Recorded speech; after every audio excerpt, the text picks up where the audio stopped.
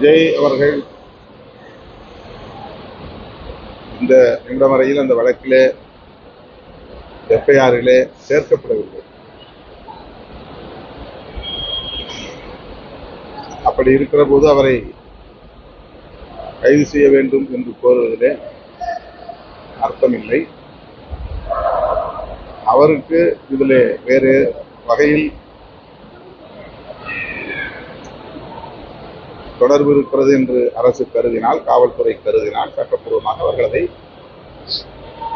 மேற்கொள்வார், நடவடிக்கையை மேற்கொள்வார். சமூக வலைதளத்தில் திமுகவினருக்கு எதிராக அதிக அளவு கருத்துக்கள் பகிரப்பட்டு வருகிறது. அது இந்த சம்பவத்தை தொடர்ந்து எல்லா சம்பவங்களிலும் அப்படித்தான் அவர்கள் ஒரு குழுவினர் தொடர்ந்து வெறுப்பை விதைத்து வருகிறார். திமுக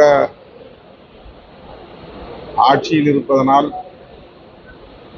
ஆளும் கட்சி என்கிற முறையில் இத்தகைய விமர்சனங்களுக்கு ஆளாகிறது என்று நாம்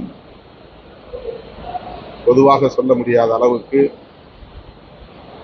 திட்டமிட்டே திமுகவுக்கு எதிரான, திமுக அரசுக்கு எதிரான வெறுப்பை சிலர் பரப்பி வருகிறார்கள். அதிலே இதுவும் உண்டு. அவ்வளவுதான். நிர்மலா சீதாராமன் இன்னைக்கு டெல்லியிலிருந்து கோயம்புத்தூர் வழியா கரூர் பாதிக்கப்பட்டவங்களை நேரில் சந்திச்சிருக்காங்க. அதை நீங்க எப்படி பாக்குறீங்க? ஆறுதல் சொல்ல வருவதற்கு அனைவருக்கும் பொறுப்பு இருக்கிறது, கடமை இருக்கிறது, உரிமை இருக்கிறது. அந்த வகையிலே அவர் வந்தது மகிழ்ச்சி. ஆனால் பாரதிய ஜனதா கட்சி இந்த பிரச்சனையில் அரசியல் உள்நோக்கத்தோடு செயல்படுகிறது என்கிற ஒரு விமர்சனமும் இருக்கத்தான் செய்கிறது. ஏனென்றால் தொடக்கத்திலிருந்தே விசாரணை தொடங்குவதற்கு முன்பே, என்ன நடந்தது என்று தெரிவதற்கு முன்பே அண்ணாமலை போன்றவர்கள் அரசியல் உள்நோக்கத்தோடு கருத்து தெரிவித்தார்கள் என்பதால் அந்த விமர்சனம் இருக்கு.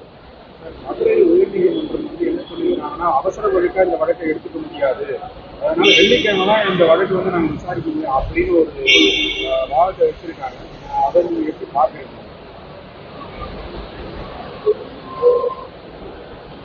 அரசு உடனடியாக இதில் தலையீடு செய்து பாதிக்கப்பட்டவர்களுக்கான நிவாரணப் பணிகளையும் மேற்கொண்டிருக்கிறது.